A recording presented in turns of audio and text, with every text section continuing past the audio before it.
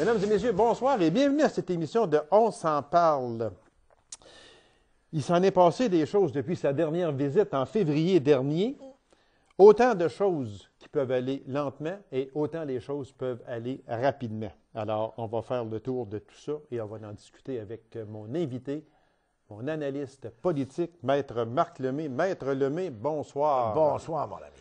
Hey, budget provincial, budget fédéral, départ de Jean Lapierre, le scandale à Québec. Oui, depuis février qu'on ne s'est pas vu. Oui, mais continuez avec M. Barrette, etc. Barrette, Mme Normando, M. Hamad, est-ce qu'on peut en mettre? L'arrestation. Oui, non, il y a énormément de choses depuis février. Une chose qu'il faut toujours faire, cette petite mise au point lorsque l'on débute cette émission-là, c'est qu'elle est enregistrée le 5 avril en après-midi et elle est en ondes le 13 avril. Donc, entre le 5 et le 13, il peut encore se passer des choses. Il va se passer des choses parce qu'on va parler, entre autres, de M. Hamad, qui pourrait se passer des choses entre l'enregistrement de l'émission et la mise en onde de l'émission. Monsieur Lemay, il y a eu une grosse perte dans le domaine journalistique. Il n'y a pas tellement longtemps, un décès tragique, une famille presque complète, mais entre autres, notre bon ami, M. Jean Lapierre, qui est décédé. C'est dommage que vous ne l'ayez pas reçu ici. Vous auriez eu du plaisir. Ah, mais oui, mais moi je suis obligé de le dire au passé, parce que maintenant c'est terminé, mais j'avais une admiration sans borne pour M. Lapierre, parce qu'il disait les vraies affaires. C'était, selon moi, l'un des meilleurs analystes parlementaires. Oui. Il était un vulgarisateur né. Il était capable de prendre un sujet difficile, la fiscalité, peu importe, et de vous ramener ça en 3 secondes en disant, regardez, c'est pas compliqué, regarde, c'est de même que ça marche. Et ça, pour moi, c'était vraiment quelqu'un d'extraordinaire. Ce que je trouve, extraordinaire, comme analyste politique, oui. Parce qu'au niveau politique, moi, je pense que Jean, malgré tout ce que le ciel pourrait dire d'en haut, je ne suis pas certain que Jean Lapierre aimait tellement ça, être ministre. Parce que... Il aimait beaucoup mieux son rôle de journaliste. Ah oui, ça c'est clair. Oui, ça, tu voyais qu'il était un poisson dans l'eau. Oui, il aimait ça à mort. Puis, excusez le vilain jeu de mots, là, mais je l'ai vu comme ministre. Moi, il était ministre des Transports. Oui. Je l'ai vu à plusieurs reprises. Il était même ministre du Sport amateur. Je parle des années 80. On a eu du plaisir ensemble. Mais le jour où j'ai été élu, en 2004, je me suis retrouvé à Ottawa, une des premières personnes que j'ai rencontrées sur la colline, c'était Jean Lapierre qui s'en venait avec son... Parce que Jean Lapierre, je sais qu'on est loin un peu, là, mais les funérailles nationales ont eu lieu le week-end, puis là, c'est les funérailles à ici, Outremont. à Outremont. C'est ça. Alors voilà, là, oui. mais il se promenait toujours avec 2 choses. Un, sa tablette, et il y avait sa tablette puis son calepin. Son petit calepin noir. Le Son petit calepin calepin, noir. là. Puis quand il ouvrait son petit calepin noir avec Mario Dumont à LCN, là, c'était son élastique. très sérieux, mais des fois, là, ça se bidonnait tous les deux. C'était Parce qu'il y avait le don de trouver l'information avant Oui, tout le monde. voilà, Et quand il t'appelait, quand que Jean Lapierre t'appelait et disait « Salut, c'est Jean Lapierre. » Ouais, bonjour, qu'est-ce qu'il y a? Il paraît que... Mais ça, c'est il y a 3 semaines, là. Paraît, mon ami. Oui, parce que vous lui avez parlé oui, il y a 3 semaines passées. Oui. Puis là, il me disait, il paraît, j'ai entendu parler que... Quand est-ce que tu annonces que tu te présentes à la chefferie du Bloc, toi, là? Hey, j'ai dit, calme-toi, mon Jean, là. Wow. Ça, c'était du Jean Lapierre. Mais il s'en venait à pêche, il s'en Exactement. venait vérifier les affaires. Puis j'ai dit, non. Mais là, je me suis douté parce que la dernière chose, on finit ça en disant, ouais, il dit de toute façon, si tu n'y vas pas, là, c'est pas grave, je vais entendre parler de toi parce que tu vas sûrement te présenter à la mairie de Rouyn-Noranda en 2010. Hey, toi, là, calmez-vous. Alors, une petite perche, tout le temps. Mais il y avait, selon moi, le plus beau calepin d'adresse. Écoutez, il y avait le numéro de téléphone jusqu'au premier ministre. Là. Okay. Il pouvait appeler n'importe qui dans n'importe quel Il cabinet. était aussi respecté. Ça, c'est important. Et il était honnête. Honnête, oui, honnête. Puis quand tu es honnête, tu es respecté. C'est ça, à ce clair. moment-là. C'est une grande perte parce que comme vulgarisateur politique, j'aime bien Chantal Hébert, j'aime bien Alec Castonguay, j'aime beaucoup, bon, Michel Cauger, Oui. mais c'est des personnes qui sont très cartésiens, Oui. qui sont... Voilà. Bon, voilà, bon, mais lui, là, c'était... Tu sais jamais qu'est-ce qu'elle allait te sortir. Voilà, exactement. Tu sais, fuck, Puis là, surtout, un fuck, quand ça va sur surtout glace, de la là, ça va pas dans manière l'eau. qu'il les sortait. Tu sais, un fuck, là, quand ça va sur la glace, ça va pas dans l'eau. C'est ça. Alors, salut Jean. Salut, mon Jean. Monsieur Lemay, Est-ce que s'il revenait, il n'aimerait pas ça, voir ce qu'il voit là? Vous voyez venir, là?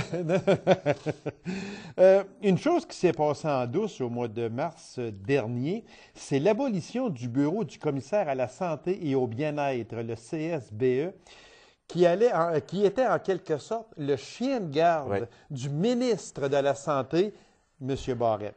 Ça a été créé en 2005 par l'actuel premier ministre du Québec, M. Couillard, alors qu'il était ministre de la Santé.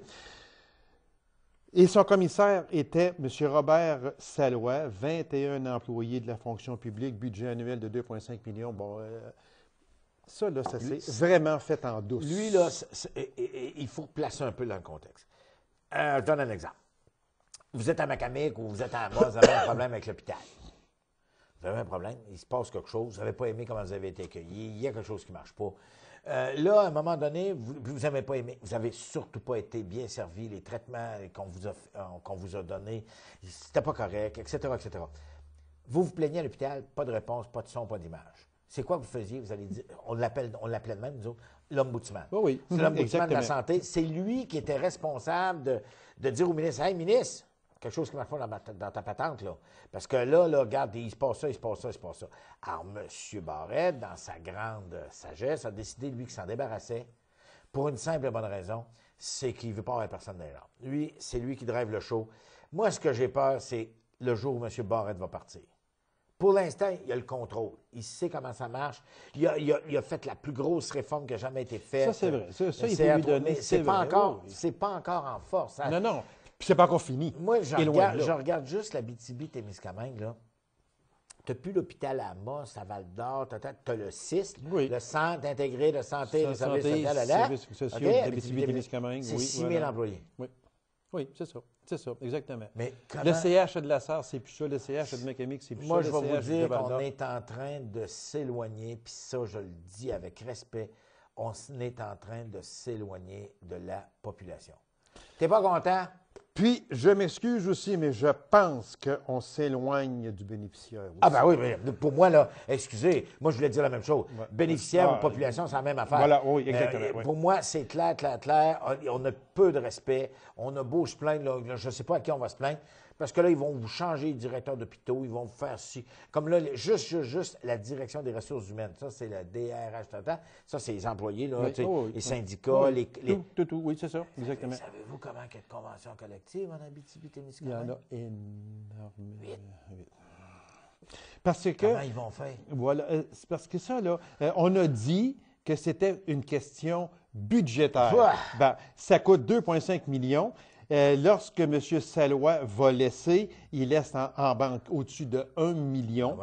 Et puis, ce qui est dangereux, c'est que aussi les 21 employés de ce département-là, ce sont des fonctionnaires qui vont être intégrés à une autre fonction, à un autre ministère. Oui, le gars, il part de l'hôpital, il va partir de l'ombudsman de la santé, il va se retrouver à l'agriculture. Voilà, mais il va travailler pareil. Ça, c'est sûr. Il va vérifier les perches chaudes dans le coin de la Voilà. Mais une chose dans ça, M. Lemay, qu'il faut dire que moi, je trouve que c'est dangereux, c'est qu'à partir de maintenant, le ministre de la Santé le ministère va s'auto-évaluer. C'est le ministre qui va évaluer. Voilà. Mais je vais vous dire, ça veut dire que quand tu vas avoir peur, je ne veux pas parler en mal de nos dirigeants non. Mais qu'est-ce que tu vas faire? Tu vas dire, le boss, c'est M. Barrette, qu'est-ce qui va se passer? Il y a tout un entourage autour, un aéropage autour de M. Barrette. Ils sont tous dans le Tour d'Ivoire, dans le coin de Québec et de Montréal. Oui. Je veux dire, quand M. Barrette va débarquer, ici, là, regarde, il se passe quelque chose. Mais là, j'ai donné des directives. Et là, il y a quelque chose qui ne marchera pas, là. Et moi, je plains ceux qui sont appelés à diriger les services de santé et les services sociaux en Abitibi-Témiscamingue. J'ai des exemples, là, je pourrais vous en donner 10, 12, là, où le bordel est en train de prendre. On est en train de brûler le monde. Et ça, je trouve ça extrêmement difficile. C'est sûr, parce que moi aussi, je jase très souvent avec des employés du ministère de la Santé, avec des infirmiers, des infirmières. Ils sont brûlés. Bien, ils sont brûlés, ils ne savent pas c'est qui le boss. Voilà, ils sont brûlés. Puis, en terminant sur ça, M. Lemay, c'est que aussi, ce CSBE-là, il y avait plusieurs dossiers chauds qui s'en venaient, dont performance des urgences, C'est clair. révision du mode de rémunération Ouais. des médecins, consultation publique sur les services qui doivent être priorisés, analyse des plaintes dans le réseau, rapport sur l'hébergement des aînés. Il n'y aura rien qui va se faire. Voilà. Chicane va pogner. Regarde, on vient de mettre ça. Et un dossier de moins. Puis là, ben lui, il veut pas avoir, il veut pas avoir personne. Comme il dit, M. Barrette, c'est moi qui drive le show. Voilà. J'aime ça parler quand mon monde est tout en face de moi. Fait que ces directeurs généraux là, de chacune des régions, ils s'assoient et lui disent, c'est demain que ça va marcher, ça demande. Toi, en Abitibi, Puis on ça demande pourrait comment? aussi, mais je n'ai pas ici là, dans mon dossier, mais il y a quelque chose de gros aussi à la RAMQ là, que le ministre a aussi mis ses gros doigts La là-dessus. régie de la Bon, santé, OK. la régie des médecins, ouais, c'est ça. Ouais. Monsieur Ouais. Lemay, Oui. il y a eu quand même une grande disparue. On a parlé de M. Lapierre Oui. tantôt, mais il y a eu quand même une grande disparue. Mme Claire Kirkland-Casgrain, qui était la première femme députée, élue en 1961, et la Attendez, première femme admise ministre. au barreau. Et Agnès O'Barra aussi. Non, OK. la deuxième, parce qu'il y a une Deuxième. madame, une anglophone OK. qui était. Mais OK. je lisais ça dans l'historique du barreau.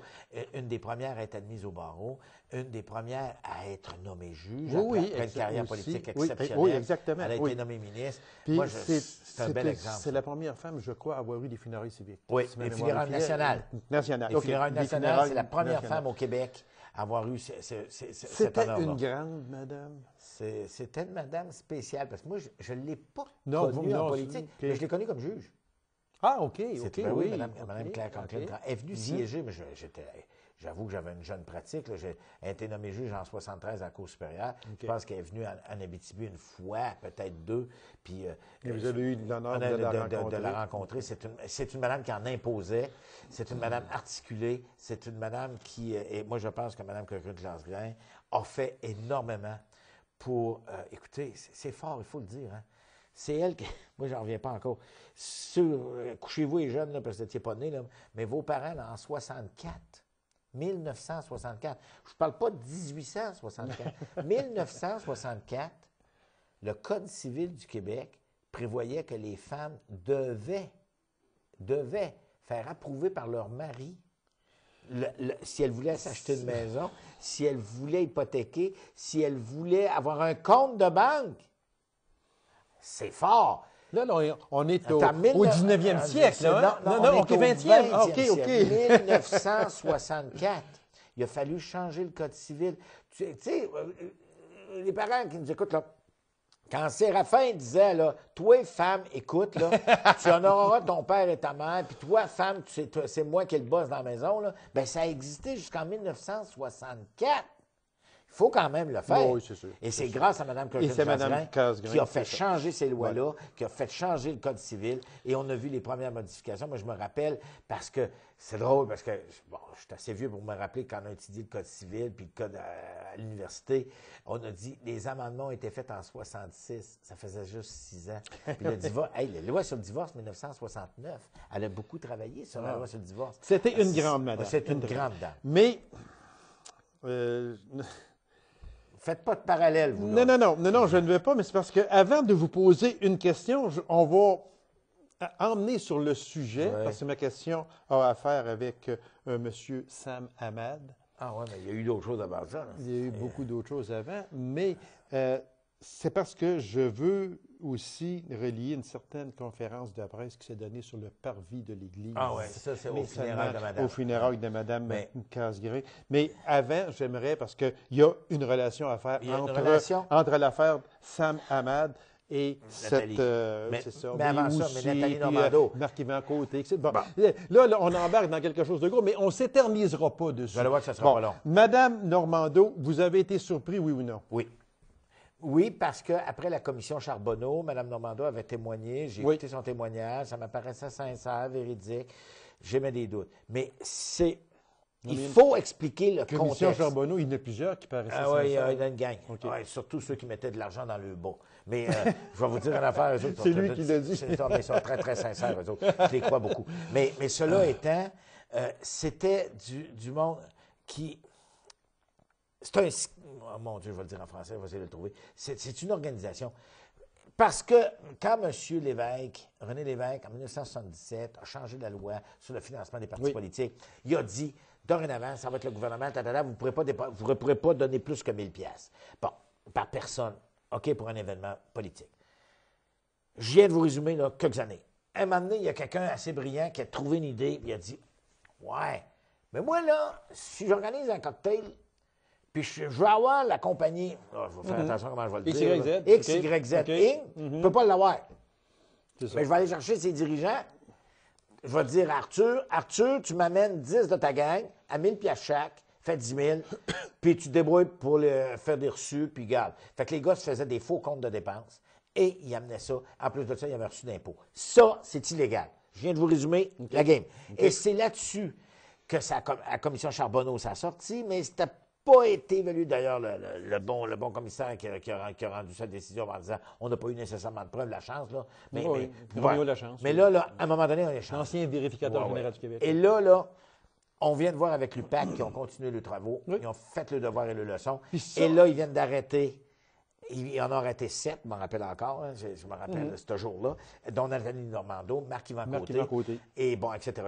Vous allez me dire, qu'est-ce que Canada a fait là-dedans? Je vais essayer d'expliquer la game. Madame Normando était ministre des Affaires municipales. Oui. Et à ce moment-là, ils ont eu énormément d'argent, OK, qui a été mis pour la réfection des aqueducs, des égouts, de mise en œuvre, la mise au niveau des plans d'assainissement des eaux, puis Il y a une compagnie au Canada, au Québec, qui était bonne là-dessus, puis qui était des ingénieurs, c'est la gang de Roche. OK? Oui. Il n'y avait même pas de bureau Roche en Abitibi, ils n'ont bâti un. Fait que, regarde, je vous donne un aperçu, là. Fait que là, Roche, avec Marc-Yvan Côté, et c'est là que c'est pas clair. Parce que c'est là qu'il faudra voir quelle enquête l'UPAC a fait. Parce que ce qu'ils disent, c'est qu'à un moment donné, Mme Normando serait intervenue dans un dossier, je dis bien serait, intervenue dans un dossier pour dire non, c'est pas à eux autres que vous allez donner ça, c'est à Roche. Parce qu'elle a eu un téléphone de Marc-Yvan Côté qui aurait dit non, ça n'a pas de bon sens que ça nous échappe. Bon, toute la game est là. Je ne sais pas comment ça va sortir. Ce que j'aime pas, c'est l'odeur. Ouais, parce qu'il y a une odeur qui n'est pas. Et puis, bon, là, vous allez me dire, Hamad, qu'est-ce qu'il vient faire là-dedans? Mais c'est ça, là. On arrive, là. On arrive. Parce que Sam Hamad, lui, il y aurait eu, à un moment donné, lui, il était ministre du Conseil du Trésor, puis il était impliqué. Puis à un moment donné, il y a quelqu'un qui a dit, Conseil du Trésor, ils ne veulent pas. Et là, Marc-Yvan Côté aurait envoyé des textos, puis ça, quand je vous dis que les textos, ça reste quelque part, là, dans le ciel, quelque part, bien, on peut les retrouver, là, bien, c'est ça. Alors, ils ont remonté tous les ordinateurs de toute cette gang-là. Ils ont tous sorti les textos, parce que moi, je les ai effacés. Non. Ça ne délite pas, là. Ça reste là. Il y a une trace. Ça reste en quelque part. Il y a une trace dans le ciel, quelque part, près de Jean Lapierre. Près de Jean Lapierre, c'est ça que je votais pour dire. Il y a quelque chose. Et là, ils ont sorti. Et là, ils ont été capables de dire, bien là, c'est lui. Ah, bon. Et là, je m'occupe. Là, il y a un texto, puis là, sa maman dit, bien là, c'est un peu difficile parce qu'au Conseil du Trésor, c'est la madame qui était députée de Laval, là. Voyons, parce que je dis, qui a démissionné aussi. Oui, elle a démissionné, mais lui, il dit, attendez, je vais intervenir, je vais l'appeler, je vais m'en occuper. C'est ça. Et là, tout le monde dit, il était au Conseil des ministres. En plus de ça, là, actuellement, il est au Conseil du Trésor. Il y a quelque chose qui ne marche pas, et c'est là que c'est parti. C'est lui, le grand argent. Alors, Sam Hamad, bien... Bon, là, M. Lemay, là... J'espère que je ne vous ai pas trop perdu. Non. C'est correct? Bon, c'est parfait, mais il y a une chose qu'il faut bien spécifier, si vous me permettez, M. Lemay. Comme je le disais tantôt, on est aujourd'hui le 5 avril. Mardi, le 5 avril, M. Hamad est censé revenir le jeudi 7 avril. Il était supposé être parti pour 2 mois. Puis il était supposé être parti pour 2 mois, mais là, je pense qu'il y a eu des appels, puis ça presse bien-temps. Parce que M. Couillard est vraiment dans l'eau chaude avec ça, il faut le dire aussi. Ça, c'est clair. Mais il y a une chose, on va aller, parce que la question que je vais vous poser, la réponse va être donnée quand l'émission va passer, mais d'après vous, on est le 5 avril, est-ce que M. Hamad pourrait démissionner?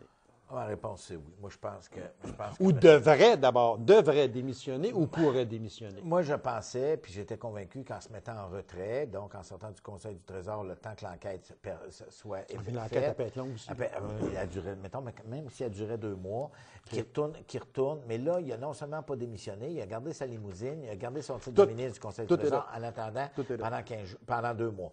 Ma question, moi aussi, je me la pose.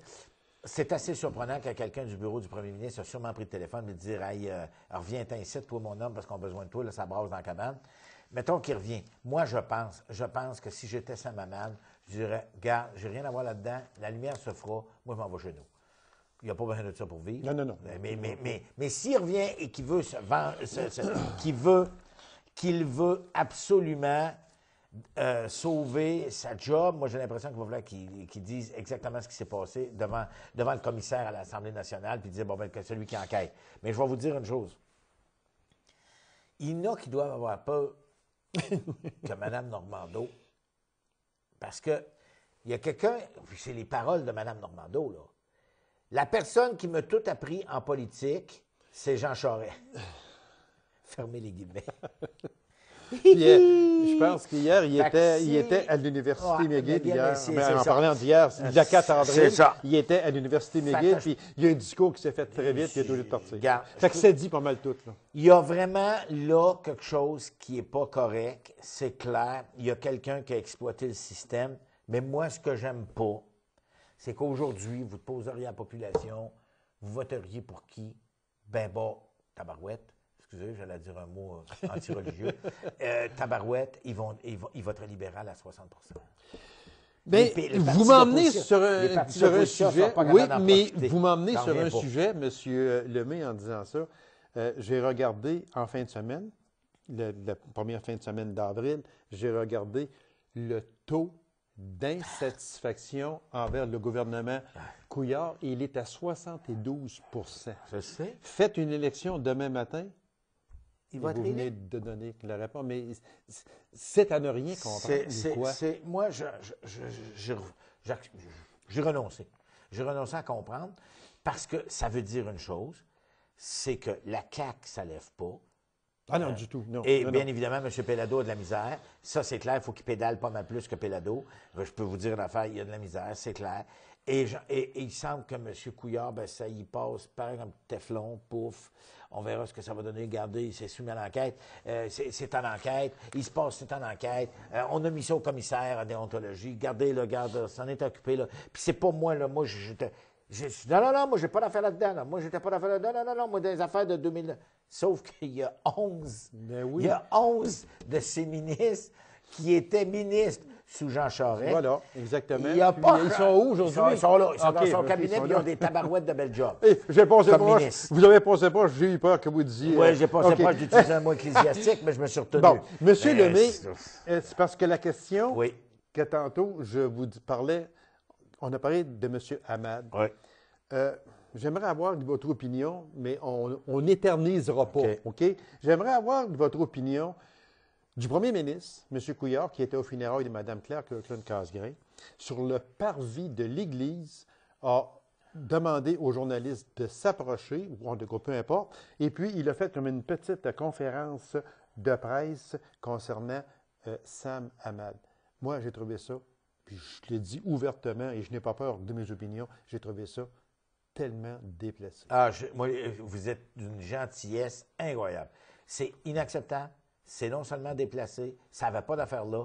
On rendait hommage à une des plus grandes dames du Québec. C'était les funérailles nationales. Il y avait juste à faire ça avant. Ou après, mais ailleurs. Ailleurs. Hey, voilà. Le mot ailleurs. Dans la même journée, s'il faut, mais ailleurs. Mais là, c'est parce que les journalistes. Mais tout le monde savait, puis il avait été sûrement visé, qu'il y aurait énormément de journalistes qui seraient là et qui se feraient poser des questions. Oui, mais tu as fait avant, là. Là, c'est la journée pour rendre hommage à Mme Kirkland-Casgrain. Moi, j'ai trouvé ça. Je vais vous le dire, là, non seulement il n'a pas dit un mot de madame, mais après ça, là, il a parlé de sa maman, puis c'est un bon gars, puis je l'aime bien, puis regarde, il a toujours été honnête. C'est vrai, là, je ne mets pas en doute ce que M. Hamad peut être, c'est pas ça. C'est l'endroit, c'est inapproprié, c'est inacceptable. Et le moment. Moi, je n'ai pas d'autre mot que de dire inacceptable, point, la façon dont s'est comporté M. Couillard. C'est qui est autour de lui pour y dire ça. Amène les journalistes, on va jaser. Moi, je vois encore l'image. Il sort de la cathédrale avant de s'en aller dans sa limousine. Là. On voit la cathédrale en arrière-plan, il est là. Non, il était Ben voyons donc, tu vas faire ça ailleurs. Oui. En tout cas. Monsieur Lemay, ça m'a fait du bien.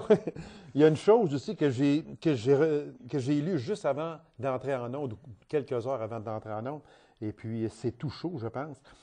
Mme Marois, un livre sur Mme Marois, 2012-2014. C'est rebelle. C'est voilà. Et l'auteur. Pas encore lu, mais j'ai hâte de le lire. Oui, c'est sûr. Mais l'auteur dit que Mme Marois ne voulait absolument pas faire de référendum. C'est clair. Mais elle est souverainiste. Ouais, non, mais attendez. C'est clair qu'il était pas. C'est sûr qu'elle a le faire aujourd'hui ou le faire durant son règne, non, absolument pas. Mais Mme Marois. On ne fait pas un référendum quand on a 35-36 Mais c'est plus que ça. C'est que je ne comprends pas qu'elle s'est laissée embarquer dans une affaire de même durant la campagne électorale. Ils ont réussi à la piéger avec une affaire de référendum. Allez-vous faire un référendum dans le premier ou le deuxième mandat? Si vous êtes réélu majoritaire, est-ce que... Hey! Il n'y en a pas question. Y a-tu quelqu'un qui aurait pu y dire, non, il n'y en a pas question. Oui, mais c'est votre article 1. Hey, on va commencer par gouverner comme du monde. On va mettre les finances en état, puis après ça, on s'en occupera. Mais là, puis d'ailleurs, qui dit ça? Pierre-Carl Péladeau. C'est exactement ma affaire. On va faire un référendum quand le Québec sera prêt. Je trouve ça, dans le livre, d'ailleurs, j'ai hâte de le lire parce qu'effectivement, M. Lebel, pour le situer, là, c'était vous regardez la TV, à un moment donné, vous allez le voir, là, il est toujours à côté de Mme Marois. Et quand il est venu en Abitibi, moi, je me rappelle, je le connais très bien. Et il va pas avec, bras droit. comme dirait Jean Lapierre, il ne va pas avec le dos de la main morte. Je peux vous dire un enfant. Non, c'est du péronisme, mais il mais monsieur Lemay, il reste très peu de temps, puis il y a deux questions que je vous pose très vite. Rapport Godbout qui a été tabletté, déposé en mars 2015. Il prévoyait entre autres une hausse importante d'impôts à la consommation, impôts des particuliers, baisse d'impôts de 4,4 milliards, la taxe haussée à 11 etc. Mais on l'a tabletté. Non, non, parce que Mme Robillard, qui était membre du comité, ils sont en train de regarder ça, comment ils pourraient l'appliquer au Québec. Mais ils l'ont tabletté. Bien, ils n'ont pas tabletté. On dit qu'ils sont en train d'analyser le rapport. Mme Robillard, qui était des membres avec M. Godbout, ils sont en train de travailler là-dessus. Mais il y a un point important. Il faut que le fédéral embarque. Alors ça va être à débattre. C'est clair qu'on va avoir l'occasion d'en parler, mais une réforme de la fiscalité au Québec, c'est nécessaire et urgent. Et l'autre question, et l'autre question pas trop piégé, là. Début mars dernier, devant les étudiants de l'Université de Montréal, le chef du Parti québécois déclare: le Parti québécois est vieillissant et les jeunes se désintéressent de la souveraineté. Vous avez 30 secondes. Forcez-vous, bâtard. Regarde, mais c'est vrai, qu'est-ce que c'est qu'il dit? Ben, c'est ça, mais il y a un travail à faire. Il y a un travail à faire. Pourquoi les jeunes se retrouvent plus chez Québec solidaire? Pourquoi ils se retrouvent plus chez Option nationale? C'est tout simplement parce que le PQ n'a pas fait sa job. Avec respect pour mon ami François Gendron, mais je vais vous dire une affaire, il y a une vraie affaire là, pour aller rechercher les jeunes. Il y a un travail énorme à faire, point à la ligne. Et on ne verra pas ça en 2018. Peux-tu vous le dire? On ne verra pas ça en 2018. On ne parlera pas de référendum en 2018. Non, je pense pas. On aurait voulu parler de l'Institut de recherche sur la souveraineté. C'est quoi ça? Ah oui. Est-ce que c'est bon? Ah, ça a l'air à marcher. OK, c'est beau. Qui l'a fondé? Ah, je sais dessus, moi. Qui s'amuse. Oui, il y a un travail à faire, rapidement, pour dire il faut qu'on essaie de parler au monde en disant l'agriculture dans un pays souverain, c'est ça. Les mines, c'est ça. Ça fait combien de temps qu'on le dit, ça, monsieur? Deux, trois fois. Ça fait combien de temps que François Gendron? 2-3 ans. Ça va faire 37 ans. 38 ans. Monsieur Lemay, merci beaucoup. C'est tout le temps que nous avions, encore une fois, très intéressant. Merci infiniment. À la prochaine. Merci beaucoup. Alors, mesdames et messieurs, merci d'avoir été là. On se donne rendez-vous à une prochaine émission. On s'en parle. Au revoir et bonne semaine.